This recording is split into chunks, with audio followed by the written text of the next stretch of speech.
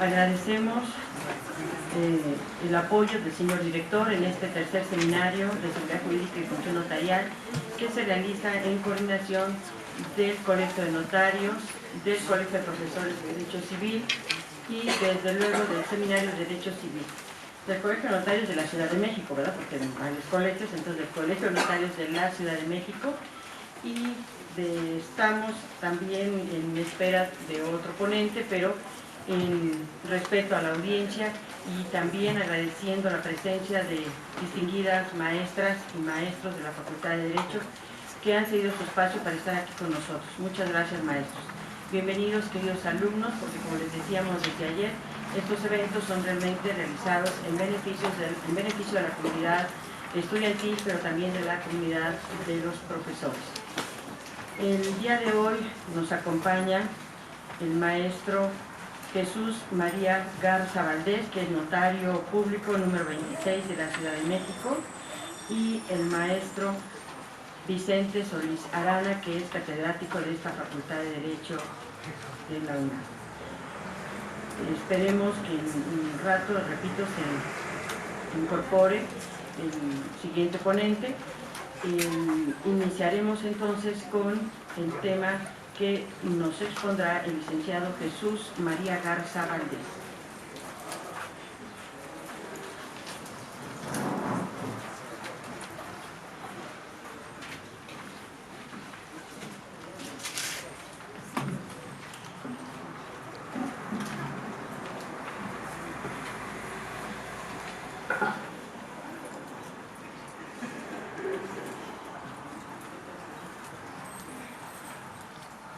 Buenos días. Buenos días. Agradezco a la Facultad de Derecho de la Universidad Nacional Autónoma de México la amable invitación que me hacen para participar en este seminario de Derecho Civil y Notarial. Agradezco también a toda la comunidad universitaria, en particular a todos ustedes su presencia. Gracias por estar aquí.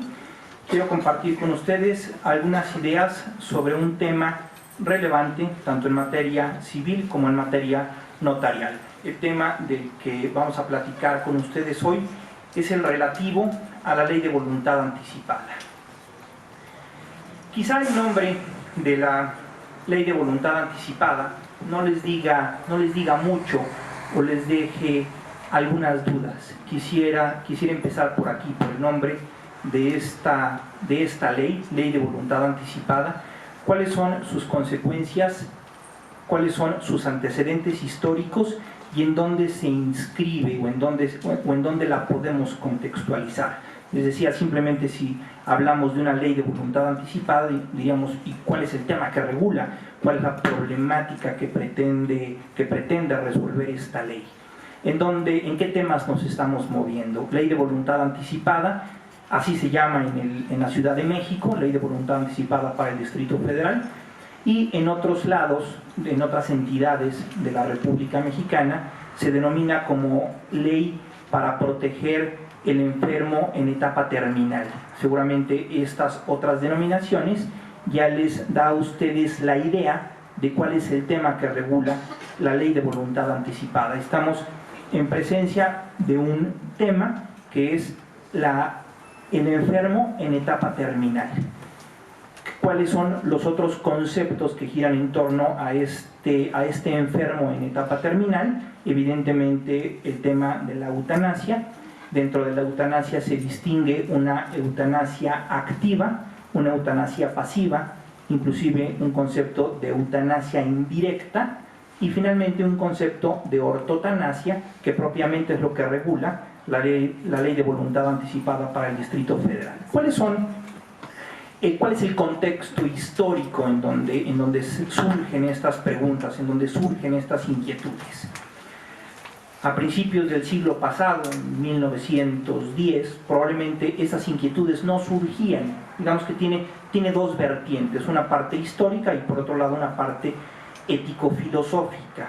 Desde el punto de vista histórico, a principios, decíamos, del siglo pasado, probablemente no surgía ningún cuestionamiento al respecto porque la medicina no estaba tan avanzada. Simplemente una persona en una etapa terminal se le dejaba morir o se moría, y finalmente la medicina no tenía mayores elementos técnicos científicos para que esto no sucediera. No podíamos hablar de lo que hoy los médicos hablan de un salvarle la vida a alguien, no existían estos métodos. Va avanzando la ciencia, más o menos en los años 60 la ciencia médica avanza, y con base en el juramento hipocrático los médicos evidentemente tienen la obligación profesional de hacer todo lo que esté a su alcance para salvar la vida del paciente. Sin embargo, esto se llevó a unos extremos que hoy la ciencia denomina encarnizamiento terapéutico u obstinación terapéutica. Y entonces, ¿hasta dónde es válido que con un enfermo en etapa terminal se le siga alargando la vida, en algunos casos de manera innecesaria?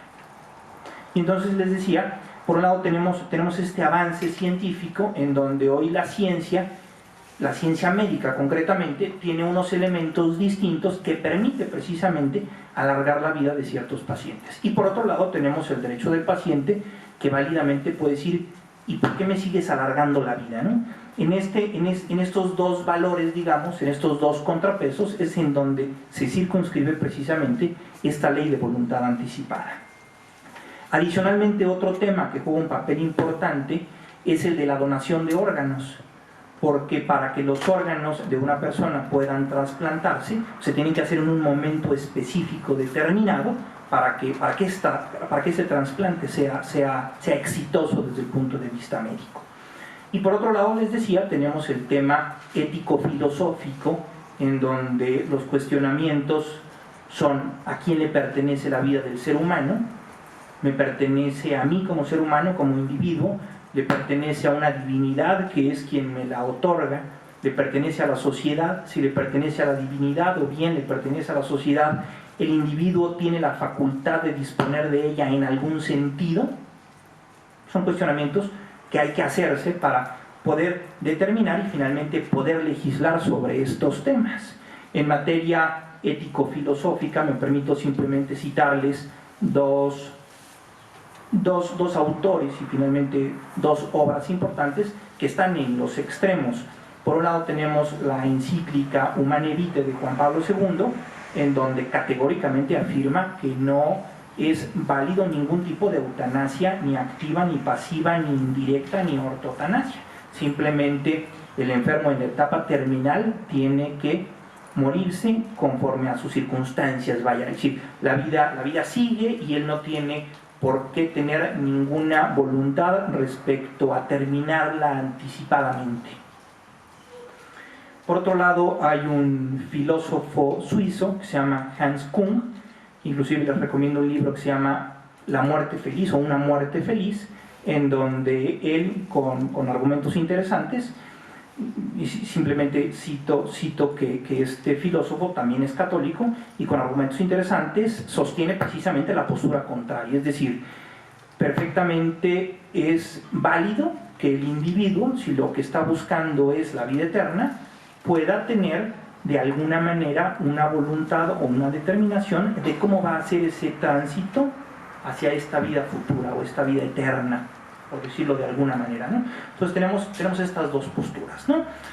¿En dónde estamos parados hoy en la Ciudad de México? Tenemos esta ley de voluntad anticipada, que les decía, es una ley que se publicó en 2008, tiene ya algunos años en vigor, pero en realidad, en mi concepto, es una ley que se queda corta, porque simplemente lo que regula es la posibilidad de una persona plenamente capaz, o bien un enfermo en etapa terminal, que decida si se le aplican o no medidas extraordinarias.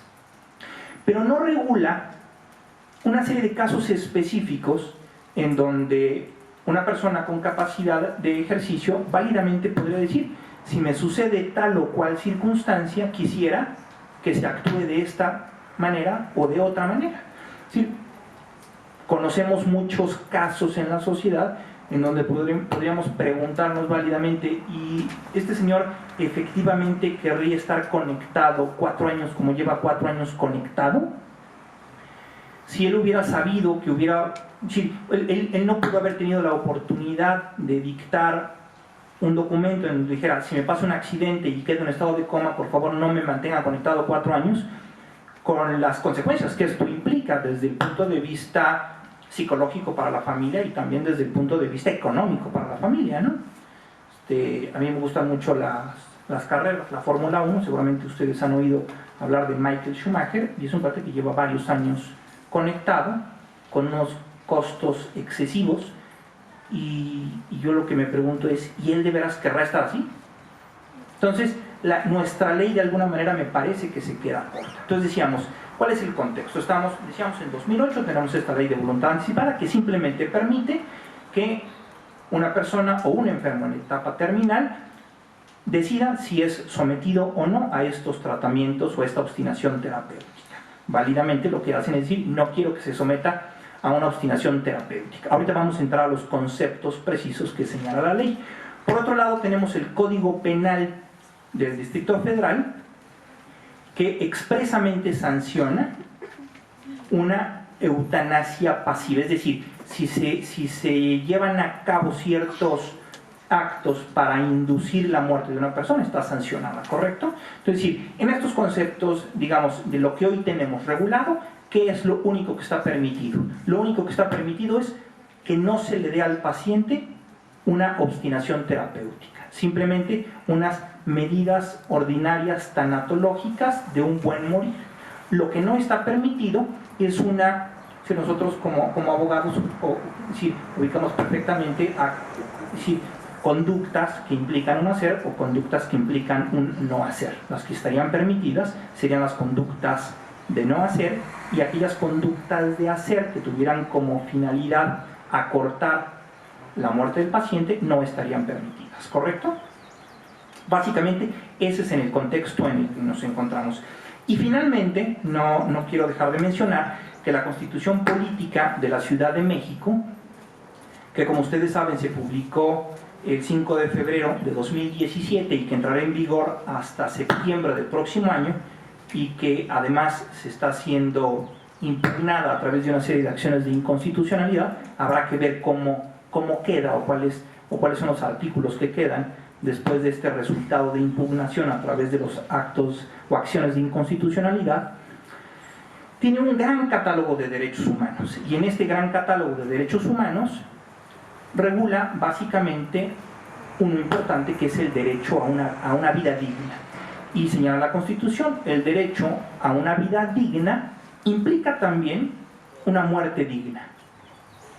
Eso es lo que señala la Constitución actualmente. La Constitución de la Ciudad de México, insisto, que no ha entrado en vigor. Corresponderá al legislador secundario interpretar qué debo entender por muerte digna, y entonces en las leyes secundarias qué se permite y qué no se permite en estos extremos opuestos de los que hablábamos. Actos que acorten la vida de un enfermo en etapa terminal o en determinadas circunstancias, o simplemente no seguirle aplicando ciertos tratamientos para alargar innecesariamente la vida, ¿correcto? Ese es en el punto en donde nos encontramos. Vamos a entrar ya al análisis concreto de la ley de voluntad anticipada. Vamos a revisar algunos conceptos. Decía, la ley de voluntad anticipada se publicó en la Gaceta Oficial del Distrito Federal, hoy Ciudad de México, el 7 de enero de 2008.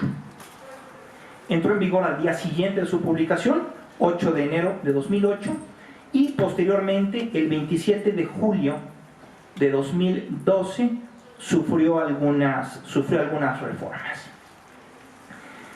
Esta ley de voluntad anticipada, ya entendimos el contexto histórico en el que se inscribe, y ya entendimos desde el punto de vista ético-filosófico cuáles son las problemáticas. Tiene una naturaleza que es orden público e interés social. Esto, como ustedes saben, significa que respecto a sus disposiciones el particular no puede pactar en contra bajo pena de nulidad, por un lado. Por otro lado, el objeto de esta ley es establecer las normas para regular precisamente el otorgamiento de la voluntad de una persona para que exprese su decisión de ser sometida o no a medios, tratamientos o procedimientos médicos que pretendan prolongar su vida cuando se encuentra en etapa terminal y por razones médicas sea imposible mantenerla de manera natural, protegiendo en todo momento la dignidad de la persona. Entonces, si se fijan, el objeto de la ley simplemente se reduce a ser sometido o no a medios que pretendan prolongar la vida. Por eso quise hacer el antecedente histórico y por eso quise hacer mención de lo que hoy habla la Constitución. Es decir, habría posibilidad en el contexto de lo que hoy, dentro de los derechos humanos, regula la Constitución, si ampliaran los objetivos de esta ley. Quizás sí. Esto, desde luego, es una tarea que le corresponderá al legislador secundario de la Ciudad de México. ¿Cuál es el efecto de que una persona otorgue su voluntad anticipada? Precisamente someterse o no someterse a medios, tratamientos o procedimientos que pretendan prolongar su vida, protegiendo en todo momento su dignidad. Se logra cumplir con un plan de manejo médico respecto a cuidados paliativos y en su caso una pseudoanalgesia controlada. Sí, básicamente a lo que tiene acceso el enfermo en etapa terminal, decíamos, es a que no se le prolongue necesariamente su vida y que sus sufrimientos sean de alguna manera o que pueda obtener los mejores paliativos en este efecto. Se le tiene derecho a que se le dé una asistencia tanatológica, la ciencia de la muerte, y también a sus familiares. Esta voluntad anticipada, en términos de lo que regula la ley de voluntad anticipada, puede otorgarse de dos maneras. O bien se otorga ante notario, y en este caso hablamos de un documento de voluntad anticipada, o bien se otorga ante los propios personales de los institutos de salud, sean públicos o sean privados, que en muchos casos esto quizás sea lo no necesariamente lo lógico, pero en muchos casos lo que sucederá es que en ese momento se tome la decisión. Quizá una persona en plena capacidad de ejercicio y a los 20 años lo que menos está pensando es en su etapa final de la vida, ¿no? Entonces decíamos, estadísticamente estos documentos o estos formatos de voluntad anticipada se están otorgando mucho más en los institutos o en las instituciones de salud que propiamente ante notario, ¿correcto? El documento de voluntad anticipada, que es el que se otorga ante notario, la propia ley en un concepto que define, ¿se acuerdan ustedes que hoy al legislador le ha dado por tener un capítulo de definiciones? Y lo define como el instrumento otorgado ante un notario en el que una persona con capacidad de ejercicio, ojo, una persona con capacidad de ejercicio, para que el documento ante notario se pueda otorgar tiene que ser persona capaz y en pleno uso de sus facultades mentales, manifiesta la petición libre, consciente, seria, inequívoca y reiterada de ser sometida o no a medios, tratamientos o procedimientos médicos que propicien la obstinación terapéutica. Primera forma, decíamos, de poder otorgar esta voluntad anticipada. Segunda forma de otorgar la voluntad anticipada, decíamos, es a través del formato en los institutos de salud.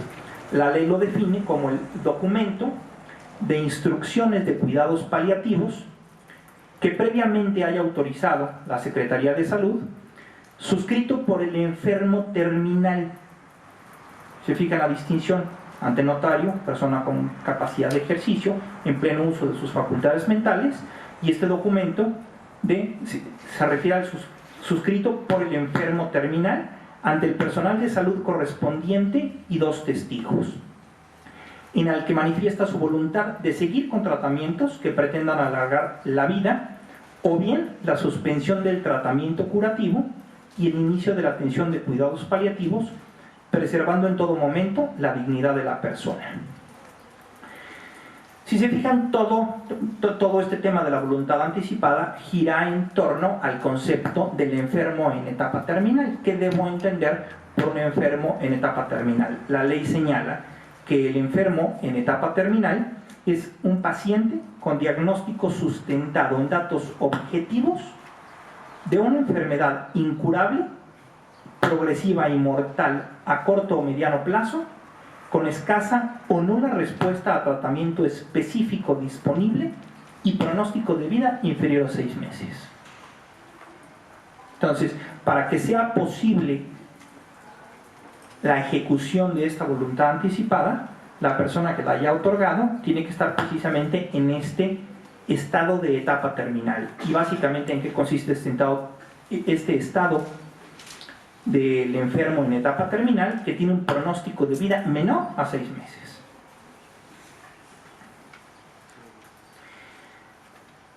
Hay que llevar a cabo un diagnóstico del enfermo en etapa terminal, que la ley lo define como el documento suscrito por el médico tratante, avalado por el director de la unidad médica hospitalaria, previo análisis de la información contenida en el expediente clínico, el cual deberá ser firmado autógrafamente por los médicos que lo llevaron a cabo.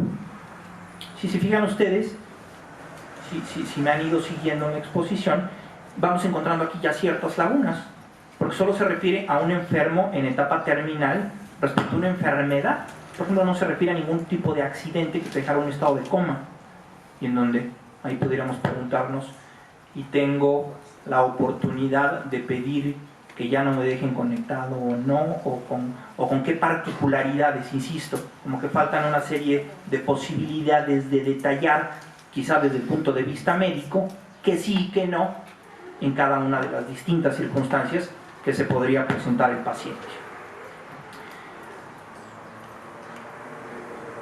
Tenemos por un lado al otorgante de esta voluntad anticipada,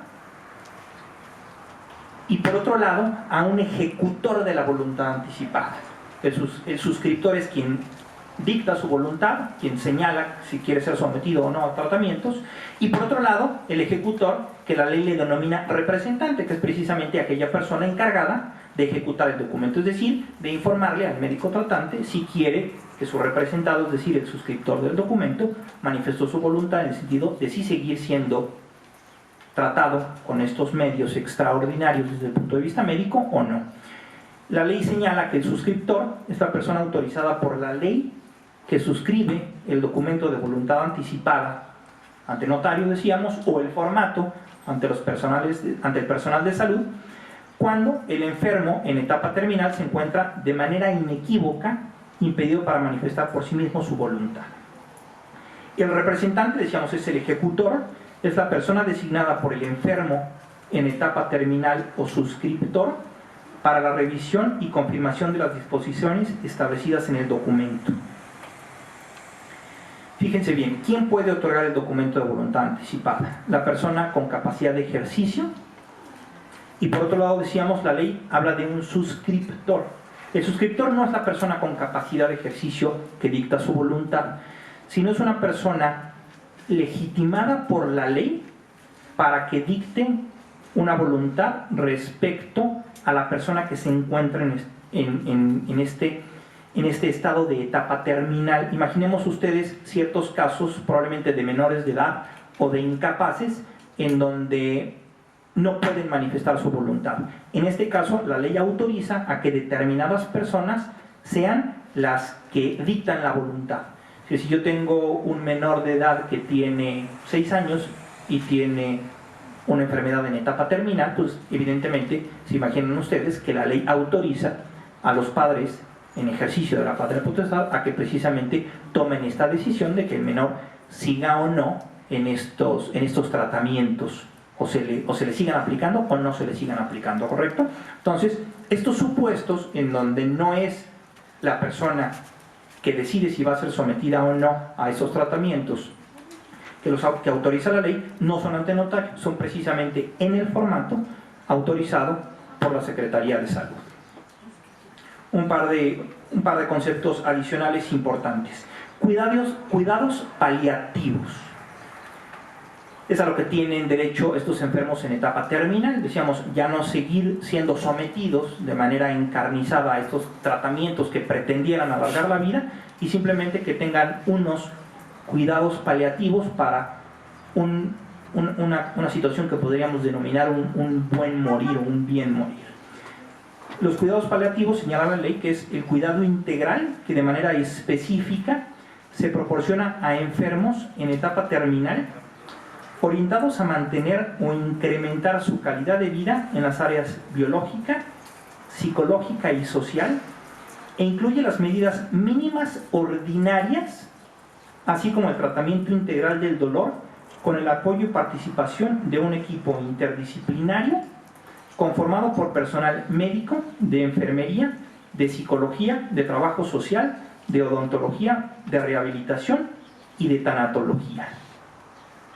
¿Cuáles son estas medidas mínimas ordinarias que sí se le pueden llevar a cabo al paciente? Hidratación, higiene, oxigenación, nutrición y curaciones del paciente en etapa terminal, según lo determine el personal de salud correspondiente. Por otro lado, teníamos este concepto de obstinación terapéutica que no está permitido, que no está permitido y que expresamente se señala que no se quiere que se llegue a esa situación. Lo señala la ley o lo define la ley como la adopción de métodos médicos desproporcionados o inútiles con el objeto de alargar la vida en situación de agonía. Entonces, respecto de estos tratamientos médicos, válidamente los podríamos calificar en tratamientos ordinarios y en tratamientos extraordinarios. Los tratamientos ordinarios serían aquellos debidos para que el paciente tenga una muerte digna, un buen morir, y los tratamientos extraordinarios serían aquellos que el paciente pediría que no se le sigan aplicando precisamente para que no se alargue innecesariamente esta agonía y no se alargue innecesariamente la vida.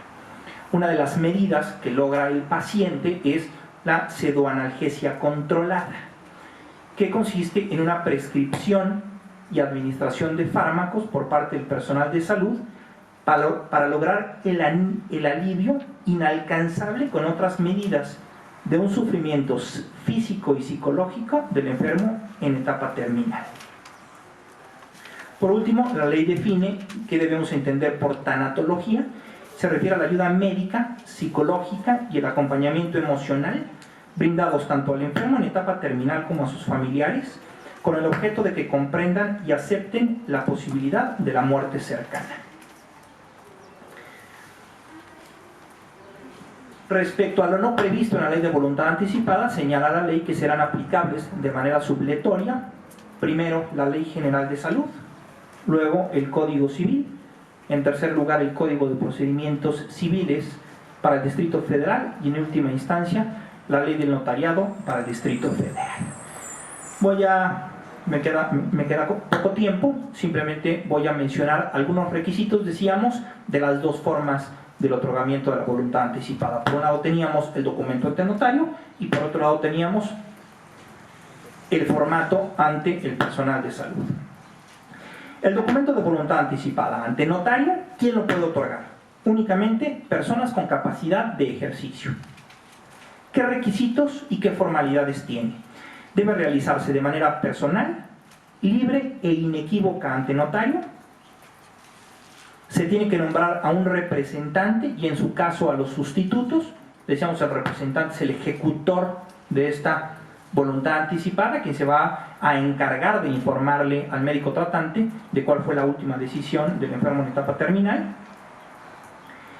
Tiene que manifestar en esta voluntad anticipada su voluntad o no de la disposición de los órganos susceptibles de ser donados, y ya una vez otorgado el instrumento denominado documento de voluntad anticipada, el notario tiene obligación de dar un aviso a la coordinación especializada precisamente del otorgamiento de esta voluntad anticipada. ¿Cuál es el objeto de este aviso que el notario da a la coordinación especializada? Precisamente llevar un registro de los documentos y formatos de voluntad anticipada para que el personal de salud tenga certeza de qué documentos se han otorgado y a qué pacientes se le pueden otorgar o se le pueden aplicar estas medidas y a cuáles no. ¿De acuerdo? Un poco como sucede con el testamento, la voluntad anticipada que vale es la última otorgada. Precisamente por eso se lleva a cabo un registro y entre otras cosas por eso el documento de voluntad anticipada lleva una fecha, no solo una fecha, sino una hora de otorgamiento. El formato que es el que se otorga ante el personal de salud. ¿Quién lo puede otorgar? Por un lado decíamos, un enfermo, pero que tenga capacidad para expresar su voluntad y que no pueda acudir ante el notario. Por otro lado, un enfermo incapaz naturalmente. En este caso, si el enfermo en etapa terminal se encuentra de manera inequívoca para manifestar por sí mismo su voluntad, lo que decíamos hace un momento, podrá suscribir el formato las siguientes personas y en el siguiente orden de prelación. Primero el cónyuge o la cónyuge, el concubino o la concubina o el conviviente, y finalmente los hijos mayores de edad, consanguíneos o adoptados, perdón, me faltan, padres o adoptantes, nietos y hermanos mayores. ¿Correcto? Entonces decíamos, si el enfermo en etapa terminal no está declarado formalmente incapaz, simplemente tiene una incapacidad natural, es decir, está impedido de manifestar su voluntad, la ley autoriza a determinadas personas para que otorguen o suscriban este formato de voluntad anticipada. Ahora bien, cuando el enfermo en etapa terminal es un menor de edad o incapaz legalmente declarado, aquí estamos en presencia por un lado de la patria potestad y por otro lado la tutela, serán precisamente estas personas a quienes corresponda por ley poder otorgar el documento de voluntad anticipada. El formato de voluntad anticipada ante el personal de salud. ¿Cuáles son los requisitos de este formato? Debe realizarse de manera personal, libre e inequívoca ante el personal de salud y ante dos testigos. Una diferencia importante del formato del documento ante notario y del formato ante el personal de salud es que ante el personal de salud requiere de dos testigos. Ante el notario no se requiere de testigos porque el notario tiene fe pública precisamente de los actos que ante su fe se otorgan. Y finalmente también debe el personal de salud dar este aviso del otorgamiento del formato de voluntad anticipada precisamente para que se lleve este registro.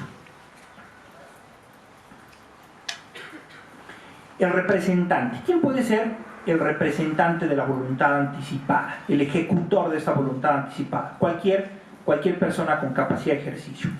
En el caso de que la voluntad anticipada se haya otorgado a través del formato, es decir, ante el personal de salud, a través del suscriptor, es decir, a través de aquellas personas que la ley autorizó a otorgarlo, en los casos de incapacidad natural o incapacidad legal, ese suscriptor también es el representante, ¿correcto? En el caso de que lo otorgue una persona que no está en estado de etapa terminal, decimos un representante, y este representante, decíamos, es el ejecutor. Este ejecutor tiene unas características, o este cargo de ejecutor o representante tiene la característica de ser un cargo voluntario y un cargo gratuito. ¿Y qué obligaciones tiene este representante? Desde luego, revisar y confirmar las disposiciones establecidas en el documento o formato. Finalmente, como acto jurídico que constituye la voluntad anticipada, independientemente que se otorgue ante notario o ante el personal de salud, puede tener ciertas causas de nulidad. ¿Cuáles son estas causas de nulidad de la voluntad anticipada? Desde luego, si se otorgó en contravención a lo que señala la ley, si el mismo es realizado bajo la influencia de amenazas, si el otorgante o suscriptor de la voluntad anticipada no expresó su voluntad de manera clara e inequívoca, o como cualquier acto jurídico, si en la manifestación de la voluntad influyó algún vicio del consentimiento. Estamos en presencia de un acto jurídico que por sus características puede ser convalidado.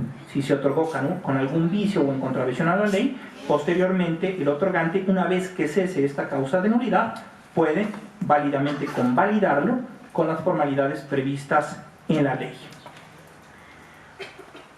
Al tratarse esta manifestación de voluntad de un acto jurídico unilateral, tiene la característica propia de estos actos jurídicos, que es precisamente la revocación. Es un acto eminentemente revocable, en donde el otorgante o el suscriptor puede revocarlo en cualquier momento. Y decíamos, el documento o el formato que va a tener eficacia es el último otorgado.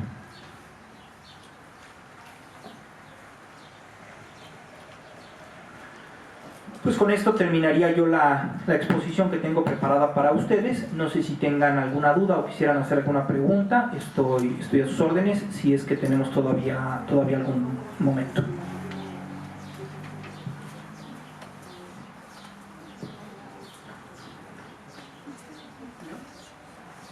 Bueno, pues les agradezco nuevamente su presencia, les agradezco la atención que han puesto en exposición. Como les decía, es un tema interesante, quizá desde el punto de vista de la ley, es un tema de alguna manera árido o técnico, pero desde el punto de vista histórico y ético-filosófico es un tema muy interesante y decíamos, estamos en un momento coyuntural precisamente porque la legislación secundaria probablemente vaya a modificar lo que hoy tenemos en esta voluntad anticipada y probablemente se vaya a ampliar esta posibilidad de la persona para determinar qué medidas pueden o qué medidas no pueden aplicarse a un enfermo, no solo en etapa terminal, sino en otras condiciones derivadas quizá de algún accidente o de alguna otra circunstancia. Nuevamente, muchas gracias.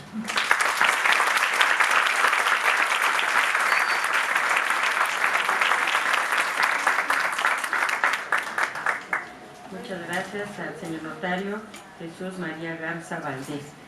Pero le podemos hacer una pregunta: ¿cuánto cuesta ante notario realizar la voluntad anticipada? 1,300 pesos. Muchas gracias. ¿Alguna duda más? Bueno, para que más o menos se den una idea de cuánto sale, ¿no? Yo creo que bastante económica para... Sí, de hecho existe un convenio entre el Colegio Notario y las autoridades y por esta razón el propio arancel del Colegio Notario tiene un costo bastante accesible. Muy bien. Bueno, ¿alguna duda más? Allá. ¿Por qué solo la eutanasia pasiva está tipificada en el Código Penal, no la activa y la otra? Porque esos propiamente calificarían dentro del delito de homicidio. Sí, ¿no? Es decir, están tipificados en otro tipo penal. No es que claramente encuadra la conducta de una eutanasia activa en el tipo penal de homicidio. No es que, si no necesita el legislador hacer más específico o hacer subtipos del delito de homicidio. Encuadra en el delito de homicidio. ¿De acuerdo? Y lo que está tipificado, como decía hace un momento, actualmente en el Código Penal, es precisamente esta eutanasia pasiva. Si me da una oportunidad, aquí traigo el artículo.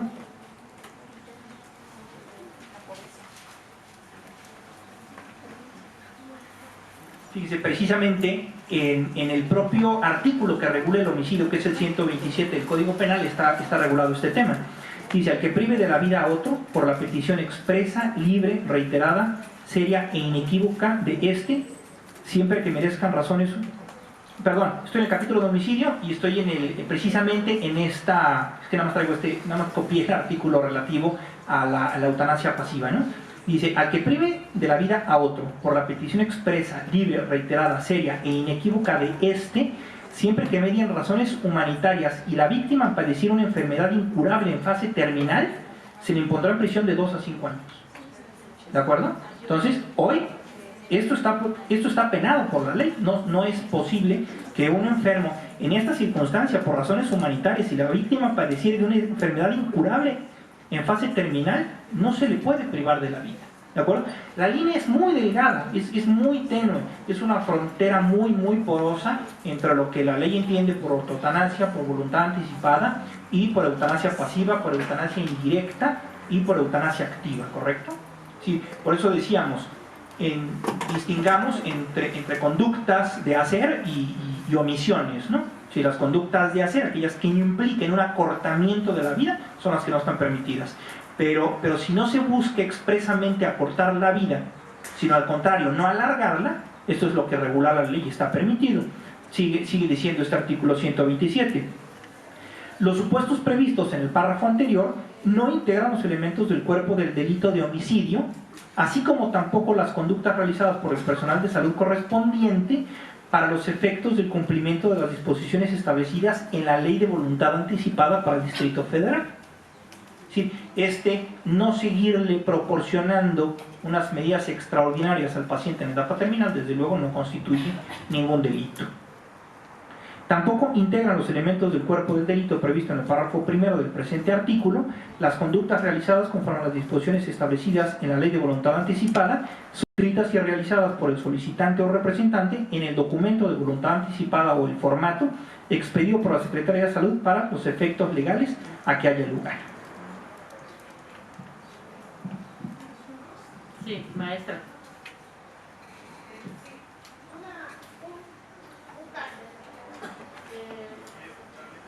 Cuando un paciente, más el personal médico, suscribe un documento de voluntad anticipada y una vez que es calificado de conciencia, que la otra persona que también puede tomar la decisión de voluntad anticipada puede hacer la cancelación de lo que es lo que estaba consciente, no, o ya no. Me parece que no es un tema que interesante pregunta, no lo resuelve la ley, pero pensaría que no, porque precisamente está yendo en contra de lo que él ya dijo. Sí, digamos que esta autorización o legitimación extraordinaria que hace la ley para que otra persona manifieste su voluntad para que se sigan otorgando o no estas medidas extraordinarias o no, es en los casos específicos que señala la ley. Pero si una persona con capacidad de ejercicio ya manifestó su voluntad en el sentido de decir sí quiero o no quiero, evidentemente el autorizado de manera excepcional o extraordinaria por la ley no podría revocarlo. Si no, no tendría efecto el documento. Sí, no me imagino yo que en estado de etapa terminal y lo que dije es ya no me sigan poniendo cosas y que venga mi esposa y diga no, sí, conéctenlo. Es decir, no tendría sentido, no tendría eficacia el documento.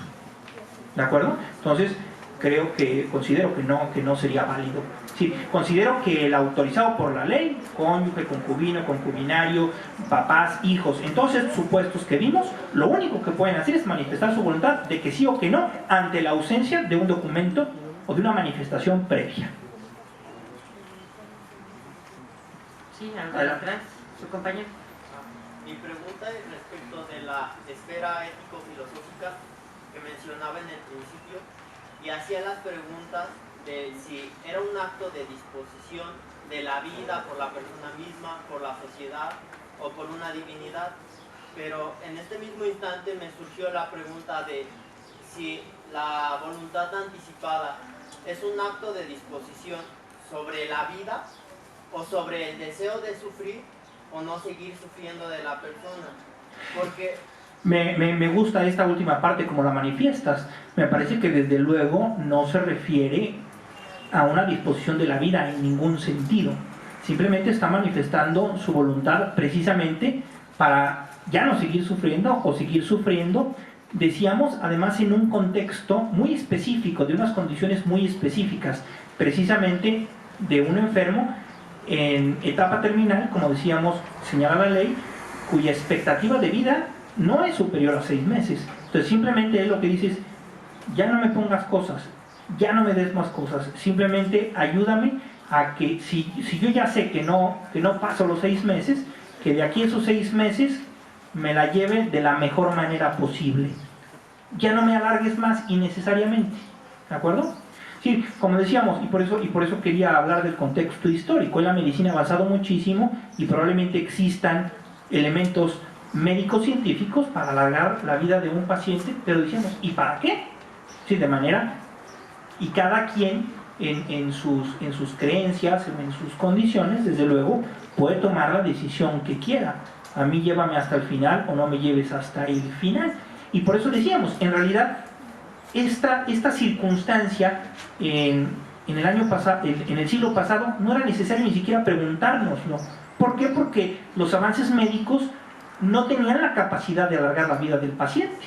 Entonces, si no existía la posibilidad de alargar la vida del paciente, lo natural es que cuando tuvieras una enfermedad terminal, pues lo siguiente es que te murieras y simplemente es, pues me la paso no tan mal o me la paso tantito menos mal, pero nada más. Y hoy, ¿qué sucede? Pues que el avance científico, y por eso decíamos, del otro lado tengo el juramento hipocrático, donde el médico dijo, O sea, a ver, yo te trato de salvártela hasta el final, ¿no? Pero ¿y hasta dónde, no? ¿Hasta dónde y para qué? ¿De acuerdo? Me gustó esa última parte, cómo lo expresaste, ¿no? Me parece que no se trata, y con esto espero contestar tu pregunta, no se trata propiamente de un acto de disposición de la vida, sino simplemente de manifestar su voluntad de seguir sufriendo o no seguir sufriendo, o mitigar este sufrimiento que tiene el enfermo en etapa terminal. Sí. Una vez que se ha llevado a cabo la voluntad anticipada ante notario, el notario la presenta ante la Comisión Especializada. ¿Tienes una forma Más que el notario no presenta el documento. Si el acto jurídico se otorga ante el notario, se expide un testimonio, el testimonio se le otorga se le expide al otorgante de la voluntad anticipada, y el notario únicamente da un aviso a esta unidad, a esta coordinación especializada. Y respondiendo a tu pregunta, esta coordinación especializada está conformada por el personal de la Secretaría de Salud de la Ciudad de México. Adelante, allá atrás, por favor. El documento de voluntad anticipada tramitado ante los servicios de salud tiene mayor o menor costo que el tramitado ante notario.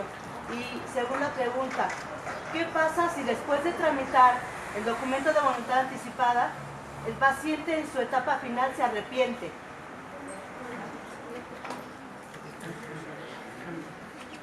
Bueno, ahí en realidad estamos ante... Bueno, a ver, dos preguntas. La primera, el costo del formato. Perdóname, pero no lo tengo claro. No sé si ante la institución de salud cuesta o no cuesta. Si cuesta, tendría propiamente unos derechos. Tengo idea que no, pero no estoy seguro. La segunda pregunta, si ya no puede manifestar su voluntad, me parece que ya no hay vuelta atrás. Porque ahí estamos propiamente ante una situación de hecho que imposibilita para manifestar su voluntad. Entonces, ante esa situación de hecho, la ley ya no puede ir más allá, ya no puede regular más cosas. Pero si sí puede manifestarse... No, si puede manifestar su voluntad, evidentemente puede revocarla en cualquier momento. Por eso decía hace un momento, la manifestación de voluntad como acto jurídico unilateral tiene dentro de sus características la posibilidad de ser un acto revocable. Y siempre puede revocarlo en cualquier momento, siempre y cuando, desde luego, tenga la capacidad para manifestar su voluntad en este sentido. Si ya no tiene esta capacidad, ya no lo podrá revocar. Gracias. Gracias a ti. Sí, su compañero. ¿Usted como notario ha entrado en conflicto con sus principios al tramitar este documento? No. No, la propia, fíjate que me llama la atención que la propia ley habla de un principio de objeción de conciencia, y este principio de objeción de conciencia no lo regula propiamente para el notario, sino que lo regula para el personal de salud, es decir, para aquellos representantes ejecutores y propiamente el médico tratante. Y honestamente, como está regulada la ley, no encuentro o no alcanzo a ver, no alcanzo a dimensionar en qué casos pudiera esto ir en contravención de ciertos principios, porque me parece que lo que regula la ley hoy, como lo regula, es lo más natural.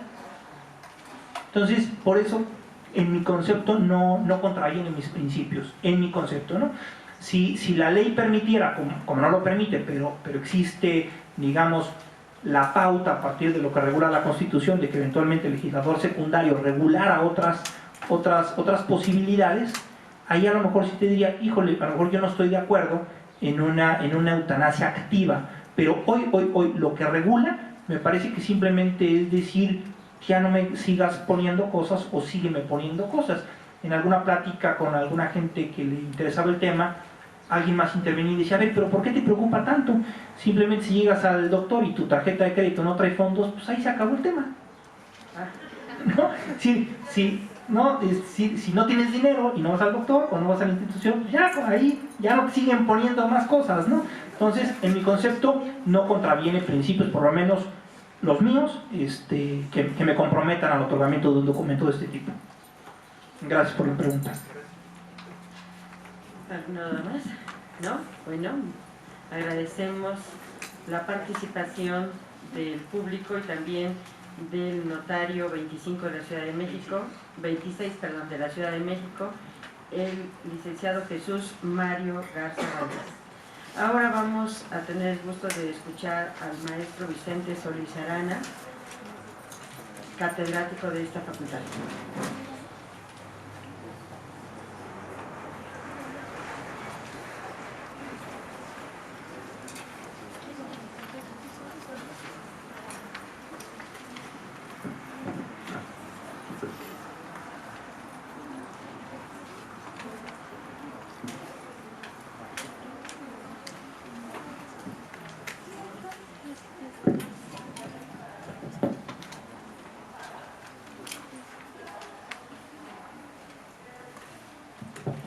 Buenos días. Buenos días. Sean ustedes bienvenidos a este tercer seminario de seguridad jurídica y de la función notarial. Quiero, antes de iniciar mi intervención, agradecer a la Facultad de Derecho por esta iniciativa. Iniciativa que tuvo extraordinaria respuesta por parte del Colegio de Notarios del Distrito Federal. Desde luego, de manera interna y como un corazón que al latir impulsa la sangre para el conocimiento, a la intervención del Seminario de Derecho Civil y también al Colegio de Profesores de Derecho Civil de esta mi querida facultad.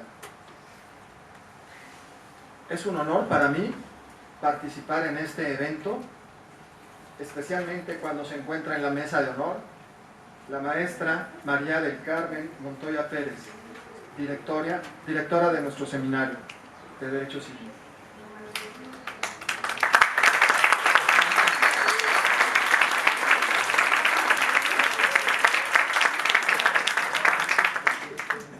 Me da mucho gusto compartir no solo la mesa de honor, sino el auditorio con destacados integrantes del Colegio de Profesores de Derecho Civil. Mi querida maestra Sarita Arellano Palafox, gracias por estar con nosotros. Mi querida amiga Marta Priego, y sobre todo a todos ustedes estudiantes que están en esta etapa hermosísima del aprendizaje.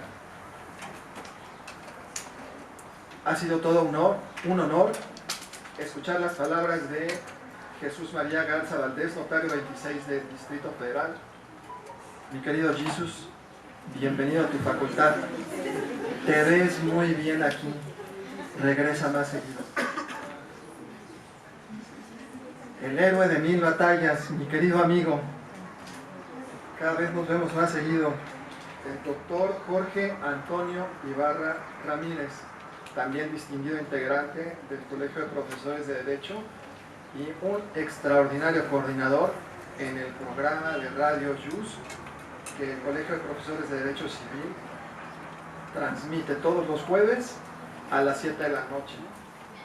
Si no lo hacen todavía, escúchenos. Es una buena costumbre escuchar Radio JUS a las 7 de la noche los jueves. El día de hoy me dice mi querido doctor que les diga que el tema del día de hoy son los derechos humanos a partir del artículo 4 de la Constitución Política de los Estados Unidos Mexicanos en relación con la familia. Y tenemos grandes invitados al programa. Escúchenos, 7 de la noche, Radio JUS. Muy fácil de entrar. Entran a la página de la Facultad de Derecho, buscan donde dice radio, ahí hay un cuadrito que dice Radio JUS, le pican a las 7:05 que empieza el programa y ya está listo. Para comenzar con mi intervención, a lo mejor han escuchado ustedes esto. Estudia. El derecho se transforma constantemente. Si no sigues sus pasos, serás cada día un poco menos abogado. ¿Sí lo han escuchado? Sí. Pues entonces sigan. Piensa, el derecho se aprende estudiando, pero se ejerce pensando. Trabaja. La abogacía es una ardua fatiga puesta al servicio de la justicia. Lucha. Tu deber es luchar por el derecho, pero el día que encuentres en conflicto el derecho con la justicia, lucha por la justicia. Hasta ahí la cita del Decálogo. Justicia, justitia, otorgar a cada uno aquello que le pertenece. Pero el día de hoy propongo que no seamos solamente abogados justicieros, sino que seamos abogados de seguridad jurídica. Es decir, vayamos un nivel todavía más adelante en nuestra preparación y en la aplicación de esa preparación en la vida profesional. Por eso el nombre del seminario, Seguridad Jurídica y la función notarial. ¿Qué es la seguridad jurídica? Es un principio del derecho universalmente reconocido que se basa en la certeza del derecho. Desde este punto de vista, espero que les guste la poesía. Vamos a leer algunos libros de poesía que traigo. El notario es pieza fundamental en este siguiente nivel de nuestra preparación. ¿Por qué? Porque si bien aprendemos en nuestra querida facultad a ser abogados de justicia, ahora los invito a que seamos abogados de seguridad jurídica. Primer libro de poesía. Ley del notariado para el Distrito Federal. Artículo 42.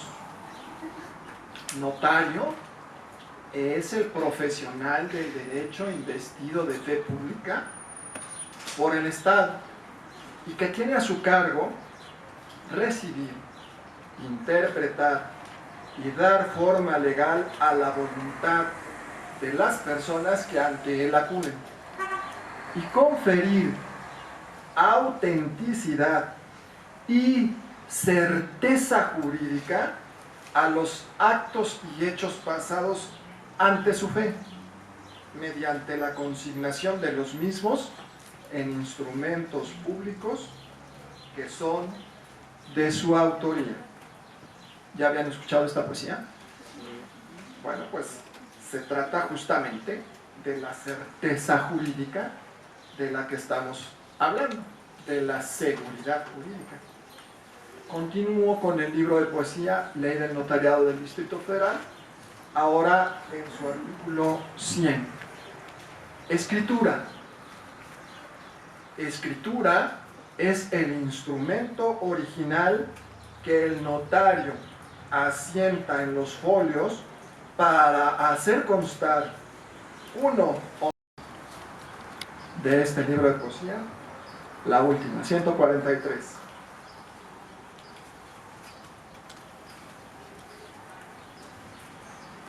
Testimonio. Es la copia en la que se transcribe íntegramente una escritura o un acta y se transcriben o se incluyen reproducidos los documentos anexos que obran en el apéndice, con excepción de los que ya se hayan insertado en el instrumento y que por la fe del notario y la matricidad de su protocolo tienen el valor de instrumento público. Por el momento, dejamos aquí el libro de poesía. ¿En qué consiste la seguridad jurídica? Bueno, podríamos decir muchos ejemplos, pero para un profesor de Derecho Civil, y en respeto al tiempo que tenemos en esta intervención, solo hablaré de dos. No olviden la poesía que acabamos de escuchar. ¿Ustedes saben qué es la compraventa? ¿Alguno de ustedes sabe qué es una compraventa? Los que están estudiando obligaciones aquí. ¿Qué es? Es un contrato. Muy bien. Pues el contrato de compraventa al que se refiere nuestro Código Civil en el artículo 2248 nos da un concepto de compraventa que tenemos que ir aclarando para efectos de seguridad jurídica. Y en este ejemplo me refiero a la compraventa de inmuebles. Después de definir en el 2248 el Código Civil a la compraventa, en el artículo siguiente se refiere a ella cuando la compraventa es perfecta, cuando se ponen de acuerdo las partes, el comprador y el vendedor, independientemente de que se haya entregado precio o se haya entregado la cosa. ¿Me van siguiendo? El problema que ahora les planteo para después en unos minutos decirles cuál es la seguridad jurídica de este mi primer ejemplo es en materia de inmuebles. Todos nos vamos de esta facultad pensando que cuando hay acuerdo entre comprador y vendedor, la compraventa ya es perfecta. Yo no lo creo así y espero convencerlos para que se vayan de este auditorio con la seguridad jurídica de sus operaciones de compraventa de inmuebles.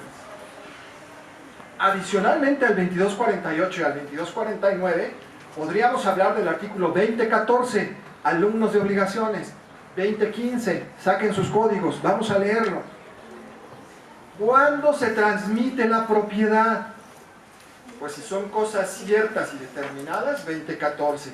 Y si no, si son cosas que se tienen que pesar, medir o determinar, 2015. Bueno, pero entonces la definición del 2248 dice que habrá compraventa y que el vendedor se obliga a transferir. Y después el 2283 en las obligaciones del vendedor dice en la primera fracción que a lo que está obligado es a entregar. La respuesta parcial hasta este momento la da el 2014 que dice que la transmisión de la propiedad se verifica por mero consentimiento de las partes para el 2014. Y para el 2015, cuando se hacen ciertas y determinadas las cosas con conocimiento del acreedor. Quiero que hoy se vayan de aquí pensando, y que me disculpen mis maestros de Derecho Civil, la formalidad de la compraventa de inmuebles es siempre en escritura pública más registro público. Ya sé que me van a criticar porque dicen que esa no es parte de la formalidad. Pues sí, pero prefiero que mis alumnos o los que me escuchen se vayan de aquí con esa idea y que no se vayan con una idea del 2248 simple, sin interpretar todo el Código Civil y especialmente la parte de registro.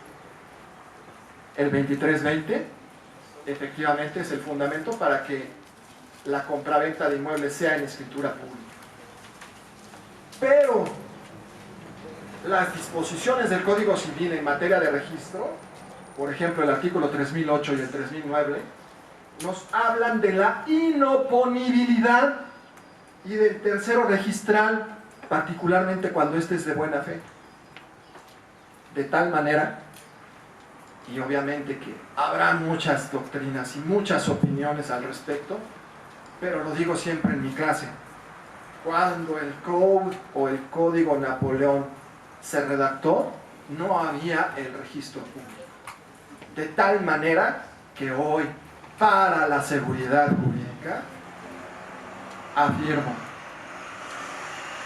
la formalidad de la compraventa en tratándose de bienes inmuebles es escritura pública más registro.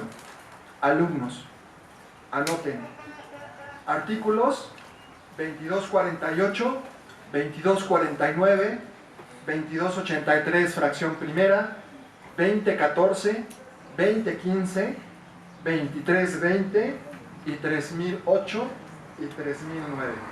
Esa es mi primer ejemplo, mi primera afirmación. Siguiente ejemplo para hablar de la seguridad jurídica, que es al nivel que quiero llevarlos a ustedes el día de hoy. Dicen los alumnos que el ciclo de la vida en la facultad es: nacemos, estudiamos Civil 1, Civil 2, Civil 3, Civil 4, Civil 5, Civil 6 y fallecemos. Pues qué bueno que tengamos tantos civiles. Cuando lleguen a la vida profesional, al campo de batalla que los espera allá afuera, van a pedir más.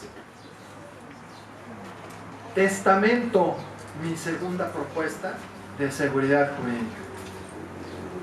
¿Qué tan importante será el mundo del derecho civil, que se regula desde la concepción, artículo 22 y 337, al ser humano? Sí, los profesores de derecho civil defendemos la vida y vamos más allá, desde la concepción. Pero para efecto de mi ejemplo, también regulamos las disposiciones para después de la vida, es decir, mortis causa. Hagan su testamento, no esperen a sentir que ya los llaman, porque van a tener mucha seguridad en ello. Recuerdo que un compadre amigo mío un día me llamó a las 7, 8 de la mañana de un domingo y me dijo: querido compadre, quiero hacer mi testamento. Y le dije: oye, son las 7 de la mañana en domingo, ¿por qué no te esperas al lunes, no? Dice: es que nunca me había dado una cruda como esta. Creo que ya me voy a morir. No esperen a que les pase eso. El artículo 1295 del Código Civil, de nuestro código, de nuestro libro de poesía para los civilistas, hace una perfecta descripción del testamento, figura jurídica que brinda mucha seguridad, a las personas. ¿Para qué? Para que ustedes, alumnos, estudien mucho y el día de mañana trabajen mucho. ¿Y saben por qué? Porque esa fórmula de estudiar mucho y trabajar mucho, ¿qué nos da esa fórmula? Exacto, ganar mucho. Pero primero, no se puede ir a la parte final, directo. Hay que estudiar mucho primero, mucho. Después trabajar con todos los principios de nuestro Código Civil, de la prestación de servicios profesionales, especialmente el artículo 2615, para que después ganemos mucho. ¿Y qué creen que les va a pasar cuando tengan muchos bienes? Porque yo veo muchos abogados exitosos aquí. ¿Qué creen que les va a pasar?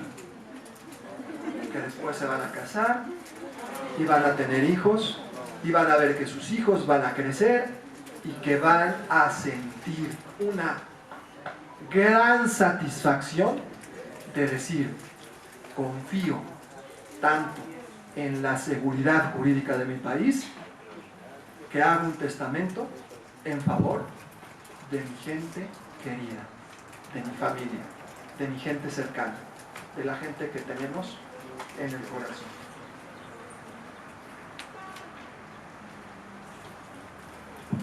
No sé si contarles brevemente esta anécdota.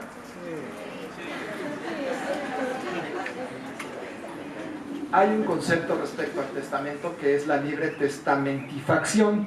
Me cuesta trabajo decirlo siempre, pero es el que podamos hacer libremente el testamento, es decir, incluir a quien queramos incluir y no incluir a quien no queramos incluir. Es decir, la familia no es a fuerza. Nosotros podemos decir en el testamento a quién sí le dejamos y a quién no lo dejamos. Pues les voy a contar la historia de la Zulianita. La Zulianita entró a trabajar, además es un ejemplo real y obviamente omito los nombres porque eran mis amigos. La Zulianita entró a trabajar a una casa, era una muchacha que ayudaba en la casa, y entró a trabajar a una casa de El Pedregal. Esto pasaba alrededor de los finales de los años 80, principios de los años 90. La familia era una familia feliz, era un papá, una mamá y 2 hijos. El hijo era mi cuate, estudiaba en otra facultad, no aquí en Derecho, y su hermana también estudiaba, y estaban en 2 escuelas privadas, ella en la Anáhuac y en la Ibero. El señor era una persona muy acaudalada, era un empresario de la madera y tenía mucho dinero.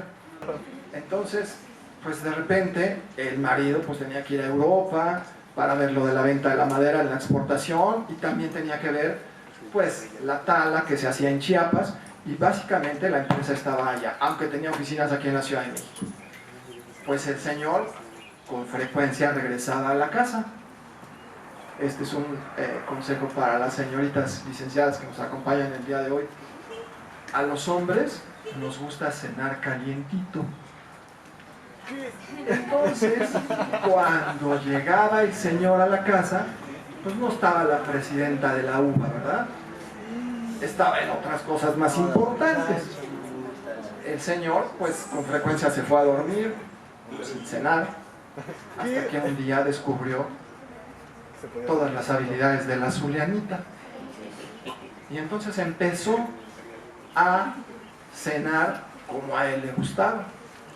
Y fueron pasando los días, y los días, y los días, hasta que ocurre el hecho jurídico que a todos nos da miedo. ¿Qué pasó? Se murió el presidente de la madera de México. Obviamente, la presidenta de la UBA vestía inmediatamente de negro, se hicieron las misas, se atendió el protocolo, y fueron al notario. No con mi querido amigo Jesus, porque es reciente de aquí de la ciudad, pero fueron con otro notario. Y cuando estaban leyendo el testamento, de repente tocan la puerta de la sala de la notaría y entra. ¿Quién creen que entró? La Zulianita, vestida de bolso de marca, traje Chanel, zapatos de tacón muy bonitos, y la presidenta de la UBA dijo: ¿y tú qué haces aquí? Y entonces le dijo la Zulianita: lo mismo pregunto. Dice: pues es que venimos a lo del testamento, pero está bien, siéntate. Un minuto después entra el notario, ven la parte del testamento para iniciar el procedimiento. Cláusula primera: ¿me ayudan a redactarla? Instituyo como única y universal heredera de todos mis bienes a la Zulianita. Se cayó la presidenta de la UBA en la sala. Ya no hubo necesidad, la cláusula segunda era muy fácil y muy obvia. Decía: el testador designa como su albacea a la Zulianita, y se acabó el testamento. Eran solo 2 cláusulas muy sencillas. Después de que pasó el shock, la Zulianita, voy a abreviar unas cosas para dar paso al siguiente expositor. La Zulianita dijo: que vengan mis abogados. Doy instrucciones y apunten. Fíjense nada más qué bondad de la Zulianita. Escuchen. Quiero que la casa del Pedregal, con todas las personas que se encuentran ahí, y los 6 u 8 coches que están, pasen a nombre de la presidenta de la UBA. Pero Zulianita, apunten. Segundo, quiero dejarle una cuenta de cheques a la señora presidenta de la UBA por 10 millones de pesos para que nunca le falte nada, en agradecimiento que siempre me trató bien. Claro, me trató mejor el señor, ¿verdad? Y después, para proteger a mis hijos, eso decía la Zulianita, no eran sus hijos, a Juan, cambia el nombre, le dejo 5 millones de pesos para que nunca deje de estudiar. ¿Ustedes se sentirían motivados con esa cantidad? Sí. Bueno, consíganse una Zulianita. Y también a la hija 5 millones de pesos. Y cada uno va a conservar su coche para que puedan ir a la universidad y hagan lo que más les favorezca. Y después se puso muy fiera la Zulianita y dijo: pero de todo lo demás, soy yo la nueva señora, la señora Zulianita. Eso se llama, mis queridos alumnos, mis queridos maestros, seguridad jurídica del testamento. Muchas gracias.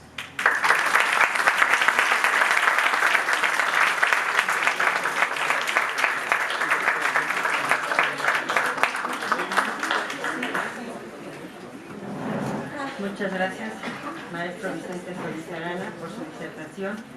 Y tenemos ahora el gusto de escuchar al maestro Jorge Antonio Ibarra Ramírez.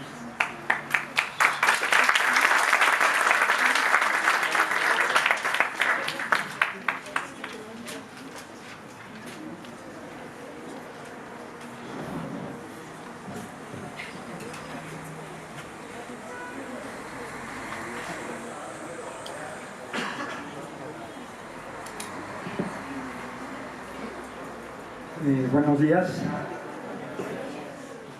Los que estuvimos ayer, bueno, antes que nada también para mí es un privilegio estar en este auditorio.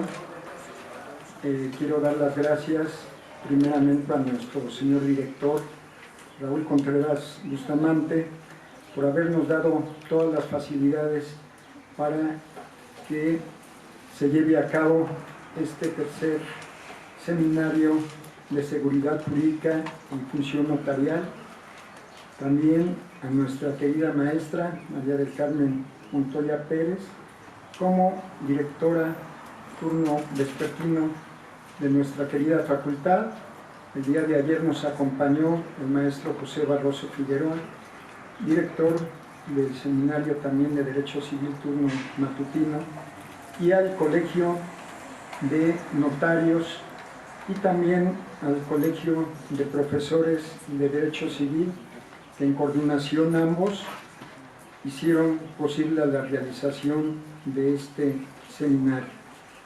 También a todos los expositores y sobre todo a ustedes, alumnos, que están en esta nuestra mejor universidad y la mejor facultad de Derecho de América Latina, número 32 del mundo, entre más de 800 universidades de todo el mundo.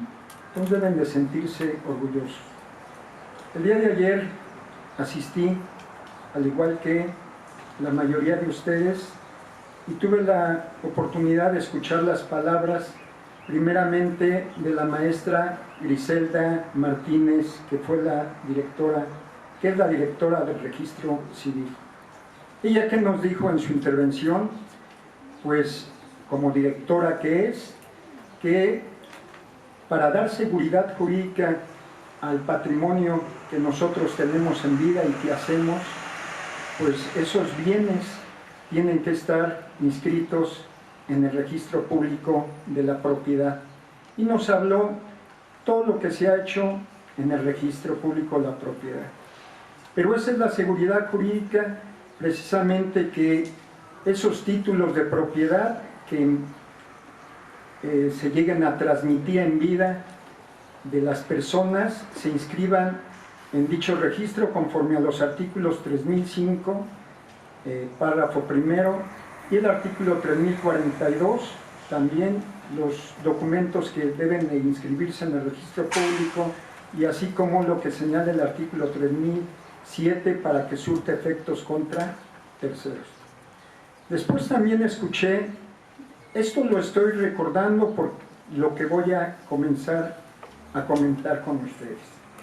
Después escuchamos a la presidenta del Colegio de Notarios, que nos habló también de esta seguridad jurídica, de la celebración de este tercer seminario, y sobre todo ella nos comentaba que nuestra constitución local, que todavía desde luego no entra en vigor, sino será hasta septiembre del año 2018, en el artículo 6 sobre los derechos humanos y en el inciso C, que habla de la identidad y de la seguridad jurídica, en el punto 3 nos habla precisamente que es un derecho ya constitucional conforme a la constitución local el poder nosotros lograr y llevar a cabo la función notarial al acudir a un notario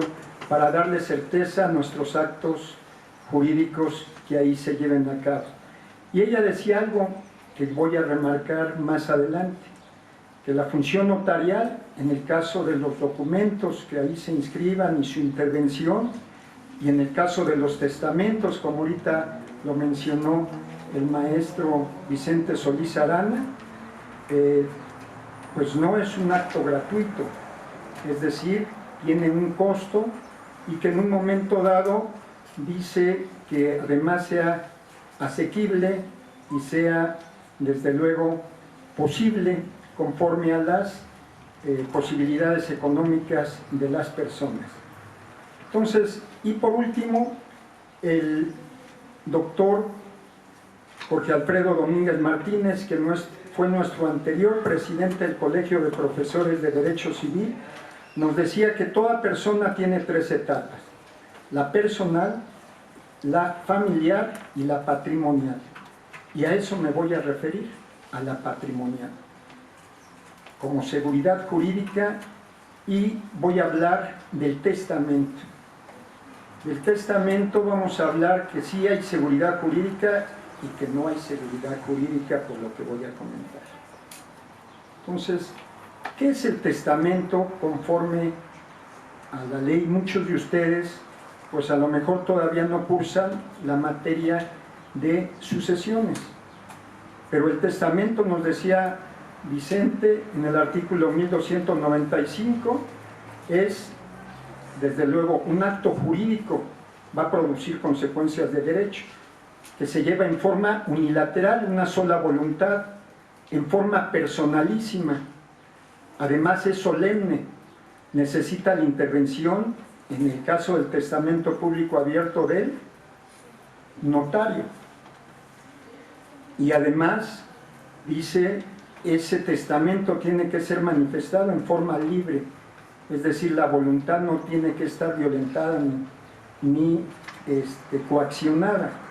Y además es un acto revocable, es decir, en cualquier momento se puede revocar la disposición testamentaria y esa revocación deja sin efecto el testamento hecho con anterioridad, salvo que en un momento dado el testador, al hacer nuevo, quiera que algo subsista. Eso conforme al artículo 1494.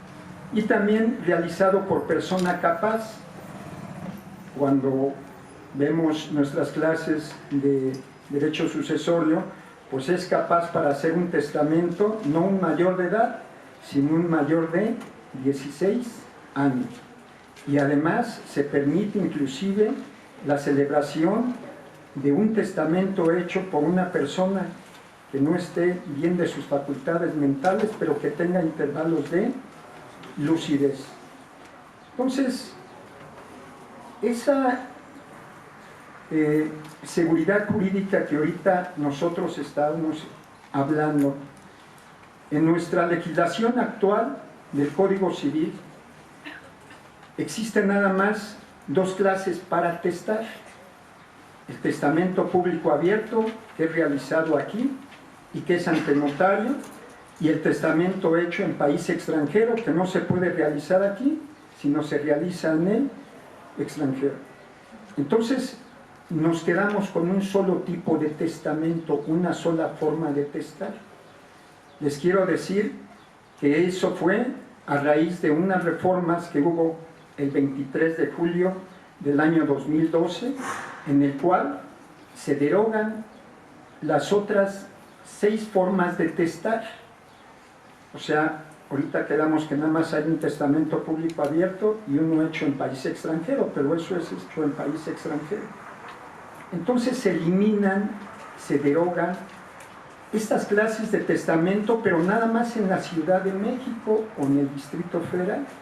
En todos los demás estados siguen subsistiendo esos testamentos ordinarios, que eran 4, desde el Código de 1870 y 1884, en el Código Civil del Distrito Federal y Territorios de la Baja California, y en el Código de 1928, de Código Civil para el Distrito Federal en materia común y para toda la República en materia federal, y hasta antes de las reformas de este decreto del 23 de julio del año 2012. ¿Cuáles eran esos testamentos que ustedes deben de conocer y no nada más en un momento dado conocer que existe un testamento público abierto? Ahorita les voy a decir la importancia de saber, porque no podemos estudiar nada más el testamento público abierto. Sobre todo si nosotros abrimos nuestro código, vamos a ver que esos testamentos están derogados. Estos testamentos eran 4 testamentos ordinarios: el testamento público cerrado, el testamento público simplificado, el testamento público abierto y el testamento hológrafo.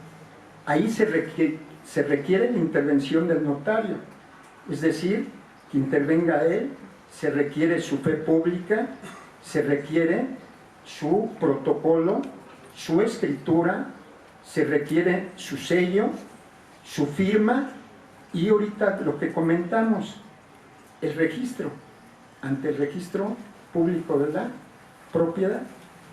Y los otros testamentos eran testamentos especiales, que era el testamento, ¿sí?, privado, el testamento marítimo, el testamento militar y el testamento hecho en país extranjero. Entonces se suprimen, se derogan todos esos tipos de testamento. Les voy a decir brevemente en qué consistía cada uno de ellos y por qué en un momento dado yo considero que no existe certeza jurídica en forma absoluta con esta nueva regulación de que nada más sea una clase de testamento y que sea ante notario. Entonces, el testamento, por ejemplo, público cerrado, era un testamento que hacía ya sea de puño y letra el testador, o bien se lo pedía a una persona que lo hiciera por él. Se requerían 3 testigos y redactaba él su testamento.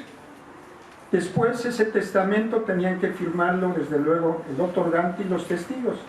Lo metía en un sobre cerrado, tenía que ir con el notario y el notario únicamente daba fe que en ese sobre cerrado se contenía el testamento que decía tal persona. Pero a él no le constaba esa situación. Entonces el notario, yo tengo muchos amigos notarios, siempre les pregunto, oye, ¿cuántos testamentos cerrados tenía? Pues me decía, pues no, porque cuando llevaran conmigo, yo les decía que de todas maneras les iba a cobrar que lo hicieran público abierto, es decir, no cerrado, para tener mayor seguridad jurídica. Después el testamento público simplificado, vean ustedes, en el mismo título de propiedad, cuando uno adquiere un inmueble, en ese testimonio que acredita la propiedad o el dominio, ya sea por adquisición, por compraventa, o ya sea por sucesión, ¿sí?, en ese mismo título, o bien por regularización de una colonia que no estuvieran regularizadas las escrituras, mediante un decreto expropiatorio, se expropian esos bienes y se les transmiten a las personas que los están habitando. Esa era la función de CORET, Comisión Reguladora de la Tenencia de la Tierra. Censaba y después le transmitía a los que estaban poseyendo el inmueble. Entonces, ese tipo de testamento, en ese título de propiedad, el notario, conforme a la ley que regulaba el artículo 1549 bis, decía que en ese título el notario le preguntaba al que adquiría qué pasaba si en un momento dado él llega a fallecer, si quería que alguien fuera designado su sucesor, es decir, su legatario de un bien determinado específico. Y en ese título de propiedad era un título de propiedad y a la vez un testamento, pero tenía que reunir el siguiente requisito: que ese bien inmueble no excediera de multiplicar 3 veces el salario mínimo vigente y multiplicarlo por 365 días, que si ahorita lo hacemos serían 730,000 pesos o 35,000 pesos, para que se pudiera hacer ese testamento público simplificado. El testamento era hecho de puño y letra del testador en dos, no en un duplicado, es decir, los dos eran originales, los hacía idénticos, los firmaban con testigos y los iba a depositar al Archivo General de Notarías, que ahí se asentaba, y después de uno se quedaba en el registro público la propiedad y otro se le regresaba al testador. El testamento militar pues era solamente para aquellos miembros de las Fuerzas Armadas, ya sea del Ejército, Fuerza Aérea o de la Marina, pero además que estuvieran en campo de batalla, en una guerra. Y conforme a la Constitución, para que México participe en una guerra, se necesita esa declaración de guerra hecha por el Estado mexicano y aprobada por el Senado. Si no hay esa declaración de guerra, no hay testamento, no hay ese tipo de testamento. Y ese testamento, vean ustedes, ¿cuándo fue la última vez que México participó en una guerra? En la Segunda Guerra Mundial, con el Escuadrón 201. Entonces las guerras que hay contra el narcotráfico no son declaraciones de guerra. Entonces ese testamento pues, realmente queda sin efecto. El testamento marítimo es el que se lleva a cabo en las costas, arriba de un buque mercante o de guerra, y antes nuestro código era federal. A partir del año 2000 se le cambia únicamente la denominación, y aquí no tenemos ni costas donde pueda haber un buque de guerra o un mercante. Lo único que tenemos son nuestros canales de Xochimilco. Entonces si ahí no cabe, entonces sería inoperante también y hecho en país extranjero. Y entonces esta clase de testamentos, vean ustedes la importancia de conocerlo, ¿no? Porque además las disposiciones que fueron derogadas son disposiciones vigentes y aplicables además, porque en el transitorio primero dice que las normas que se derogan de esta clase de testamentos siguen vigentes para todos los testamentos que fueran otorgados con anterioridad a esa fecha. Y vean ustedes la importancia que ustedes, sus maestros de derecho sucesorio, les tienen que hacer que ustedes conozcan brevemente estos tipos de testamentos. Les voy a decir por qué. Les voy a comentar algo personal que sucedió. Llegan dos personas que eran las hijas de un exgobernador. Un exgobernador, ¿saben ustedes cuántos bienes deja? Pues yo pienso que deja algunos bienes. Y además considerables. Y este señor tenía una casa grande y una casa chica. Yo pienso que todas sus casas eran grandes. Pero me entendieron lo que les quise decir. Entonces, cuando a todos sus hijos, que inclusive eran diputados, no quiero decir el estado, no quiero decir la persona, pero las hijas, cuando él, como todos los demás hijos tenían bienes considerables, a ellas les entregó su testamento para cuando él falleciera, y ese testamento era un testamento hológrafo. ¿Y el testamento hológrafo cuál dijimos que era? Hecho de puño y letra. Y como él era abogado, él cumplió con todos los requisitos que establecía la ley. Hizo su testamento para que surtiera sus efectos legales. Las hijas, cuando fallecen, se acuerdan del testamento, ¿y qué creen que hicieron ellas cuando vieron el testamento? Si era un testamento hecho, contenido en un sobre cerrado, ¿qué harían ustedes? Pues lo abrieron. Y además se dieron cuenta que ellas eran las herederas de esos bienes que ahí se decían. Y se lo llevaron a un abogado. Como el abogado no sabía que era el testamento hológrafo, lo denuncia como cualquier tipo de testamento. Y dice que el señor había otorgado testamento con fecha tal, y para demostrar adjuntaba el testamento. Ese testamento estaba abierto. Y el artículo 2563, que ahorita está derogado, pero que es vigente para todos los testamentos hechos con anterioridad, dice que si el testamento es abierto, queda sin validez. Entonces ellas dejan de ser herederas. ¿Qué hubieran hecho ustedes? ¿Qué hubieran hecho con ese testamento? Pregunto. ¿Lo exhiben? Pues no es hacerse el harakiri. ¿Qué hubieran hecho? Lo guardan en caja fuerte, abajo del colchón, ya no se los dan a las señoras, lo guardan ustedes, ¿sabe qué? Vamos a denunciar la sucesión.